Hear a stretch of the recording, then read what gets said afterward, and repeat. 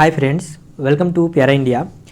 Friend, आप लोगों को हम कुछ दिन पहले ही एक वीडियो के माध्यम से बताए थे कि जल्द ही रेलवे में नई भर्ती पैरामेडिकल को देखने को मिल सकती है और यहाँ पे ऑफिशियली नोटिस आ चुका है, जो कि इससे कंफर्म हो चुका है कि पैरामेडिकल की जल्द ही बहाली आने वाली है। और कब आएगी, इस वीडियो के माध्यम से सारी चीज़ों की जानकारी आपको मिल जाएगी। अब देखिए, जो बहाली आएगी इसमें बहुत से बच्चों का कमेंट्स है कि बहाली तो कब आएगी, ये तो कमेंट है ही। इसके अलावा ये कमेंट ज़्यादा आ रहे हैं कि जो बहाली आएगा उसमें किन किन पदों पर बहाली आएगा, जैसे कि नर्स हो गया, ओटी टेक्नीशियन हो गया, लैब टेक्नीशियन हो गया, एक्सरे टेक्नीशियन हो गया। इसके अलावा किन किन पदों पर बहाली निकाला जाता है, उसकी सैलरी क्या रहती है। और मान लीजिए कि नर्स की जो बहाली निकाली जाएगी तो नर्स में कौन से लोग एलिजिबल होंगे, कौन से लोग फॉर्म को भर सकते हैं, क्या एक्सपीरियंस भी मांगा जाता है। इन सभी चीज़ों की जानकारी इस वीडियो के माध्यम से आप लोगों को मिलने वाली है, क्योंकि लास्ट ईयर जब 2019 में जो बहाली निकाला गया था उसके अकॉर्डिंग हम आपको सारा चीज़ बताने वाले हैं। इसके बाद जो भी बच्चे जिन पदों पर बहाली निकाला जाता है, पैरामेडिकल कोर्स किए हुए हैं, जैसे फिजियोथेरेपी वगैरह जो भी कोर्स किए हैं, रेलवे में बहाली की इंतजार कर रहे हैं, तो उन सभी को अभी से जो सिलेबस है उसके अकॉर्डिंग पढ़ना शुरू कर देना है। जैसे कि एग्जाम में जो भी सवाल पूछे जाते हैं उसके अकॉर्डिंग आप लोगों को पढ़ना है। तो हम सिलेबस के बारे में भी चर्चा करेंगे और स्पेशल अगर आप लोग कमेंट करेंगे तो सिलेबस के लिए अलग से एक वीडियो सेपरेट ला देंगे। इसमें ओवरऑल सिर्फ आपको कुछ कुछ बातें बता देंगे, मगर सेपरेट वीडियो में आप लोगों को सिलेबस के बारे में स्पेशल जो भी कोर्स के बारे में पूछेगा तो वीडियो के माध्यम से आप लोग को हम बता देंगे। तो इसलिए वीडियो को पूरा वॉच करें जिससे कि सभी चीज़ों की जानकारी मिल सके। और चैनल पर आप नए हैं तो चैनल को सब्सक्राइब कर लें और बेल आइकन घंटी को प्रेस करें, जिससे कि नए वीडियो की नोटिफिकेशन मिलती रहे। और वीडियो हेल्पफुल लगे तो लाइक करें और शेयर करें, ज़्यादा से ज़्यादा अपने दोस्तों को शेयर करें कि उन लोगों को भी ये जानकारी मिल सके। तो चलिए वीडियो शुरू करते हैं बिना देरी के। तो जैसा कि फ्रेंड आप लोग देख सकते हैं, ये गवर्नमेंट ऑफ इंडिया रेलवे मंत्रालय के द्वारा ये नोटिस जारी किया गया है, जो कि एनुअल कैलेंडर है। ठीक है, एनुअल कैलेंडर आरआरबी रिक्वायरमेंट, यानी कि जो भी रेलवे में बहाली निकाला जाता है उसका कैलेंडर आ चुका है, यानी कि किस कब की कौन सी बहाली आएगी इसके पूरा यहाँ पे डिटेल्स दिया गया। जैसे कि यहाँ पे आप लोग देख सकते हैं कि जनवरी से मार्च के बीच एएलपी टेक्नीशियन की बहाली देखने को मिलेगी। और हाल ही में आप लोग को एएलपी टेक्नीशियन की बहाली निकाला गया है, और जिसमें पूरे भारत भर में इसका विरोध किया जा रहा है, क्योंकि इसमें बहुत ही कम सीटों पर बहाली निकाला गया है, मात्र 5600 सीटों के पास बहाली निकाला गया है। तो यहाँ पे आप लोग देख सकते हैं कैलेंडर के अनुसार जनवरी से मार्च के बीच एएलपी की टेक्नीशियन की बहाली आएगा और इसको कंप्लीट भी कर लिया जाएगा। ठीक है, ये बात यहाँ पे कहा गया है। फिर अप्रैल से जून के बीच में आप लोग को टेक्नीशियन की बहाली देखने को मिलेगा, और इस पे जो भी एप्लीकेशन फॉर्म अप्लाई होगा फिर बहाली पूरा कर लिया जाएगा। ठीक है, ये जो अप्रैल से जून के बीच टाइम दिया जा रहा है इसमें पूरा कंप्लीट हो जाएगा। उसके बाद देखिए यहाँ से जुलाई और सितंबर के बीच दिया गया है कि नॉन टेक्नीशियन जो ग्रेजुएशन लेवल है, लेवल 4, 5 और 6 की बहाली आएगी। फिर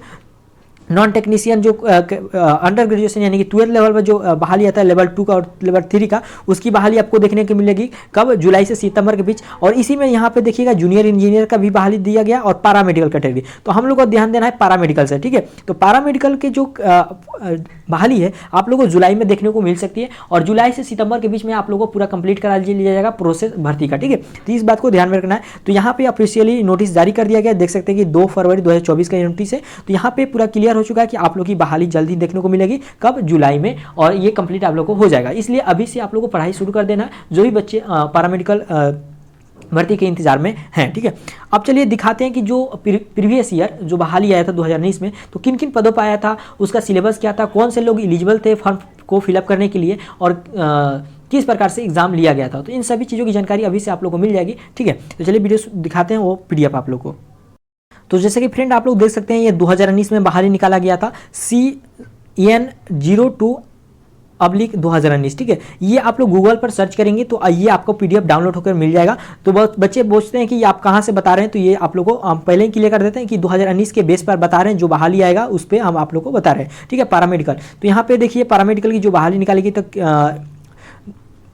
फरवरी में निकाला गया था 2019 में। ये डेट दिया गया है कब आपका बहाली आया था, उसके बारे में दिया गया। अब मेन है आप लोग को कौन कौन से पद पर बहाली निकाला गया था, ये आप लोग यहाँ पे देख लेते हैं। ठीक है, तो यहाँ पे सबसे ज़्यादा पद जो था स्टाफ नर्स का था, और देख सकते हैं इसका लेवल जो था 7 था, यानी कि सैलरी जो है 70,000 से स्टार्टिंग होने वाली है। तो इसमें सबसे पैरामेडिकल में बहाली जो सबसे ज़्यादा सीट पर आया था वो नर्स का था। ठीक है, तो नर्स वाला सीट था। अब कौन से बच्चे एलिजिबल हैं फॉर्म को फिलअप करने के लिए, वो आपको आगे जानकारी मिलेगा। ठीक है, अभी सिर्फ हम आप लोग को बता देते हैं कौन कौन से पद पर आया था, कितना सैलरी होने वाला है।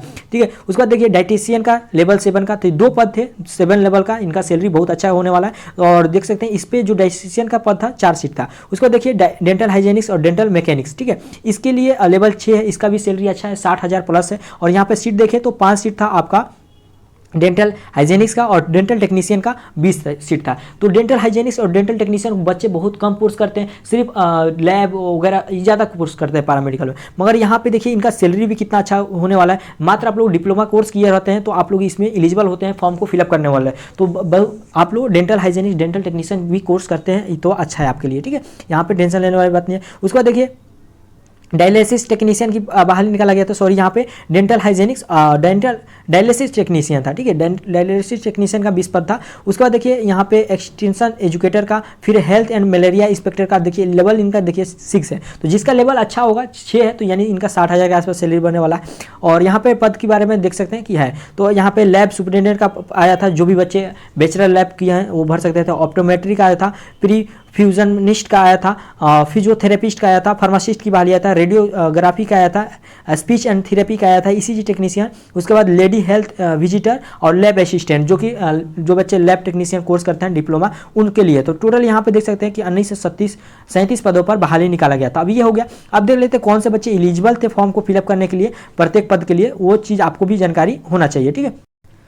तो इससे पहले आप चीज़ यहाँ पे देख लीजिए कि जो आपका सिलेक्शन प्रोसेस के लिए एग्जाम लिया जाएगा, यानी कि जो आपका एग्जाम होगा उसमें किस तरह से सवाल पूछे जाएंगे। तो जैसे कि प्रोफेशनल एबिलिटी, यानी कि जो आपने कोर्स के लिए भरे हुए हैं, फॉर्म को भर रहे हैं पैरामेडिकल में, जैसे कि मान लीजिए कि आपने नर्स के लिए फॉर्म भरा है या फार्मासिस्ट के लिए भरा है, लैब टेक्नीशियन के लिए भरा है, तो उसके लिए आपको स्पेशल 70 सवाल उस कोर्स से आपको पूछे जाएंगे 70 मार्क्स के लिए, ठीक है। उसके बाद देखिए जनरल अवेयरनेस से 10 सवाल रहेंगे 10 नंबर का, फिर जनरल अथमेटिक हो गया और रीजनिंग होंगे, दोनों से मिलाकर 10 सवाल रहेंगे 10 नंबर का।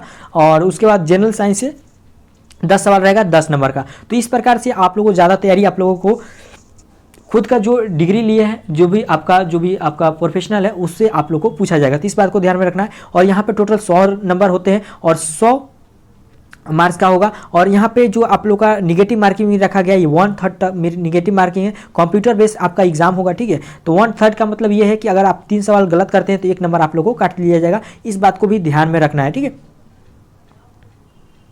फ्रेंड आप यहाँ पे देख सकते हैं कि जो बहाली पदों पर निकाला गया था, जिन पदों पर, तो उन पर कौन से बच्चे फॉर्म को भर सकते हैं। यानी कि जैसे कि डायटिशियन का फॉर्म निकाला गया था, आपके पास कौन सा कोर्स होना चाहिए जिससे कि आप लोग एलिजिबल हैं फॉर्म को फिलअप करने के लिए। तो जैसे कि डायटिशियन का निकाला गया था फॉर्म, इसमें वो बच्चे फॉर्म को फिलअप कर सकते हैं जो बीएससी किए हुए थे, ठीक है, या पोस्ट ग्रेजुएशन किए थे। डायटिशियन जो 1 ईयर्स का कोर्स होता है, ये अगर आप किए हैं, या आपने होम साइंस किए हुए हैं और साथ में आपका एमएससी साइंस है फूड और न्यूट्रिशन में, तो आप लोग एलिजिबल हैं डाइटिशियन के लिए, ठीक है। तो यहाँ पे अगर आपने होम साइंस से या एमएससी होम साइंस से फूड एंड न्यूट्रिशन से किए हैं तो आप लोग एलिजिबल थे। और साथ ही साथ अगर आपके पास बीएससी कोर्स किया है, उसके साथ आपके पास डाइटिशियन कोर्स है, तो आप लोग भी एलिजिबल थे। इस बात को ध्यान में रखना है। अब मेन है स्टाफ नर्स, जो कि सबसे ज़्यादा इस पर बाहर ही निकाला गया था। इसका लेवल भी अच्छा है, 70,000 सैलरी है। तो इसमें कौन से बच्चे फॉर्म को फिलअप कर सकते हैं, तो जीएनएम वाले बच्चे भी फॉर्म को फिलअप कर सकते हैं और बीएससी नर्सिंग, यहाँ पे देख सकते हैं बीएससी नर्सिंग को भी भर सकते थे और जीएनएम वाले भी फॉर्म को फिलअप कर सकते थे। मगर यहाँ पे आप लोग को इंडियन नर्सिंग काउंसिल से रजिस्टर होना चाहिए था इंस्टीट्यूट, ठीक है। इस बात को भी ध्यान में रखना है, इस बात को, ठीक है। उसके बाद देखिए डेंटल हाइजेनिक्स। तो डेंटल हाइजेनिक्स जो कोर्स है, इसके लिए आपके पास कौन सा कोर्स होना चाहिए, तो आपके पास 12th जो होना चाहिए बायो के साथ होना चाहिए। इसके अलावा आपके पास जो डिप्लोमा कोर्स होता है डेंटल हाइजेनिक्स का, वो होना चाहिए 2 ईयर्स का। 2 ईयर्स का अगर आपके पास डिप्लोमा कोर्स है तो आप लोग एलिजिबल हैं। और डेंटल ऑफ काउंसिल, जो इंडियन काउंसिल है डेंटल का, उससे आपका कॉलेज जो है ऑथराइज होना चाहिए। इस बात को भी ध्यान में रखना है। या आपके पास इसके साथ आपको इंडियन डेंटल हाइजेनिक्स भी होना चाहिए, इस बात को भी दिया गया है, ठीक है। ये आप लोगों को मान लीजिए कि 2 ईयर्स का डिप्लोमा कोर्स होना चाहिए डेंटल में 12th के साथ। उसके बाद यहाँ पे दिया गया है कि 2 ईयर्स का एक्सपीरियंस भी होना चाहिए, ठीक है। 3 सारे डिग्री होने के बाद आप लोग के पास 2 साल का एक्सपीरियंस रहेगा, तभी डेंटल हाइजेनिक्स कोर्स के लिए एलिजिबल थे। अब देखिए डायलिसिस टेक्नीशियन, डायलिसिस टेक्नीशियन में आपके पास क्या होना चाहिए, बीएससी होना चाहिए, प्लस आपके पास डिप्लोमा इन हेमोलाइसिस का होना चाहिए, ठीक है। हेमोलाइसिस जो होता है कोर्स होता है डायलिसिस के लिए, ये आपके पास कोर्स है डिप्लोमा, तो आप लोग एलिजिबल हैं। और साथ ही साथ आप लोग को यहाँ पे 2 ईयर्स के एक्सपीरियंस भी होना अनिवार्य था, ठीक है। 2 ईयर्स का आपके पास एक्सपीरियंस भी होना चाहिए डायलिसिस पद पर अगर आप फॉर्म को फिलअप करते हैं तो, ठीक है। नर्स के लिए कोई भी एक्सपीरियंस की जरूरत नहीं है, ठीक है, पूरा क्लियर कर दिया गया। अब यहाँ पे देखें तो एक्सटेंशन एजुकेटर जो है इसमें आप लोग को ग्रेजुएशन होना चाहिए सोशोलॉजी से, या अगर आपने सोशल वर्कर का कोर्स किए हैं तो भी आप लोग एलिजिबल हैं। मगर आपको 2 इयर्स का क्या होना चाहिए कि हेल्थ एजुकेशन फॉर्म जो एजुकेशन से हेल्थ से संबंधित जो एजुकेशन है उससे भी आप लोग का डिग्री होना चाहिए, 2 इयर्स का डिप्लोमा, ठीक है, हेल्थ से संबंधित, ठीक है। उसके बाद देखिए यहाँ पे हेल्थ एंड मलेरिया इंस्पेक्टर जो पद है इस पर कौन से बच्चे एलिजिबल थे। तो अगर आपने BSc कर चुके हैं, ठीक है, केमिस्ट्री से है या केमिस्ट्री के अलावा जो भी BSc है तो इसमें आप लोग का है तो आप लोग फॉर्म को फिलअप कर सकते हैं। और साथ ही साथ आपके पास 1 ईयर का डिप्लोमा हेल्थ या सैनिटरी इंस्पेक्टर का क्या होना चाहिए, डिग्री होना चाहिए डिप्लोमा का, तो लोग आप लोग भर सकते हैं। या अगर आपके पास 1 ईयर जो सैनिटरी इंस्पेक्टर का जो होता है वो आपके पास है डिप्लोमा कोर्स किए हुए हैं तो आप लोग एलिजिबल हैं इस फॉर्म को भरने के लिए। अब देखिए लैब सुपरिटेंडेंट, ये जो है लेवल 6 का पद है, ठीक है, इसमें अच्छा का सैलरी होने वाला है। तो इसमें कौन से लोग भर सकते हैं, तो आपके पास BSc जैसे कि केमिस्ट्री से या माइक्रोबायोलॉजी से या लाइफ साइंस से किए हुए हैं, बायोलॉजी वगैरह से, तो आप लोग फॉर्म को फिलअप कर सकते हैं। मगर इसके साथ आपके क्या होना चाहिए, डिप्लोमा लैब टेक्नीशियन कोर्स भी होना चाहिए, यानी DMLT का भी कोर्स होना चाहिए, ठीक है। तो BSc प्लस DMLT होना चाहिए तभी लोग एलिजिबल हैं। या अगर आपके पास BSc इन मेडिकल लैब टेक्नीशियन यानी कि BMLT डायरेक्ट आपके पास कोर्स है तो आप लोग एलिजिबल हैं, ठीक है, आपको BSc करने की जरूरत नहीं है, BMLT वाले बच्चे डायरेक्ट इसके लिए एलिजिबल है, ठीक है। अब देखिए यहाँ पे ऑप्टोमेट्रिक जो कोर्स है, ऑप्टोमेट्रिक के लिए जो पद निकाला गया था इसमें अगर आपने BSc ऑप्टोमेट्री या ऑप्थेल्मिक असिस्टेंट कोर्स किए हुए तो आप लोग एलिजिबल हैं, इस फॉर्म को फिलअप कर सकते हैं, ठीक है। मगर यहाँ पे देखिए डिप्लोमा वाले जो बच्चे हैं उनको ध्यान में रखना है, यहाँ पे बोला गया 3 से 4 इयर्स का आपका कोर्स होना चाहिए। अगर आपके पास 2 इयर्स का ऑप्थेल्मिक असिस्टेंट का कोर्स है तो आप लोग एलिजिबल नहीं है, 3 से 4 ईयर का यहाँ पे कोर्स का डिमांड किया गया है। उसके बाद देखिए परफ्यूनोसिस्ट का जो पद निकाला गया था इसमें आपके पास क्या होना चाहिए कि परफ्यूनिस्ट टेक्नोलॉजी का डिग्री होना चाहिए, ठीक है, डिप्लोमा और BSc, या आपके पास कार्डियो पल्मोनरी पंप इसके अकॉर्डिंग BSc आपने किया है 3 इयर्स का तो भी आप लोग फॉर्म को फिलअप कर सकते थे, यानी कार्डियक से संबंधित अगर आपके पास BSc है तो आप लोग फॉर्म को फिलअप कर सकते हैं। फिजियोथेरेपी में देखिए कौन से बच्चे फॉर्म को फिलअप कर सकते थे, जिन लोगों के पास BSc फिजियोथेरेपी का डिग्री है, ठीक है, BPT का कोर्स किए हुए तो आप लोग फॉर्म को भर सकते हैं। मगर यहाँ पे 2 इयर्स का आपका एक्सपीरियंस भी होना अनिवार्य है, ये बात आप लोगों को ध्यान में रखना है। उसका देखिए फार्मासिस्ट की जो बाहरी निकाला गया था उसमें क्या मांगा गया था, तो फार्मासिस्ट में यहाँ पे आपका 12th साइंस होना चाहिए, इसके साथ ही डिप्लोमा आपका होना चाहिए फार्मासिस्ट में, या अगर आपने बैचलर किया हुआ है तो भी फॉर्म को फिलअप कर सकते थे, इस बात को ध्यान में रखना है, ठीक है। उसके बाद देखिए रेडियोग्राफी, तो रेडियोग्राफी में जो भी बच्चे एक्सरे टेक्नीशियन हो गया या रेडियोलॉजी टेक्नीशियन हो गया, इनसे 2 इयर्स का अगर डिप्लोमा कोर्स किए हैं 12th के साथ आपका फिजिक्स केमिस्ट्री तो आप लोग एलिजिबल थे। उसके बाद देखिए स्पीच थेरेपी, तो स्पीच थेरेपी में आप लोग कौन से बच्चे फॉर्म को भर सकते थे, तो BSc और साथ ही डिप्लोमा कोर्स जो ऑडिटरी और स्पीच थेरेपी होता है वो होना चाहिए। मगर यहाँ पे 2 साल का आपका एक्सपीरियंस भी होना चाहिए, ये मांगा गया स्पीच थेरेपी में, ठीक है। ECG टेक्नीशियन जो है इसमें आप लोगों को ECG टेक्नीशियन किए हैं या कार्डियो टेक्नोलॉजी किए हैं, कार्डियक टेक्नीशियन कोर्स किए हैं तो आप लोग एलिजिबल थे 12th के बाद, यहाँ पे आप लोग इस फॉर्म को फिलअप कर सकते हैं, ठीक है। उसके बाद यहाँ पे लेडी हेल्थ विजिटर जो कोर्स है इसमें आपको 12th होना चाहिए और यहाँ पे आपको मल्टीपर्पस वर्कर्स का डिप्लोमा होना चाहिए, ठीक है, ये आप लोग का मल्टीपर्पस कोर्स भी किया होना चाहिए 12th के साथ, तब इस फॉर्म को फिलअप कर सकते थे। उसके बाद यहाँ पे देखिए लैब असिस्टेंट का जो था तो इसमें आप लोग को DMLT किए हैं, ठीक है, diploma of lab technician course किए हैं तो आप लोग एलिजिबल थे, फॉर्म को फिलअप कर सकते थे, या आपने बैचलर भी किए हुए तो फॉर्म को फिलअप कर सकते थे, ठीक है।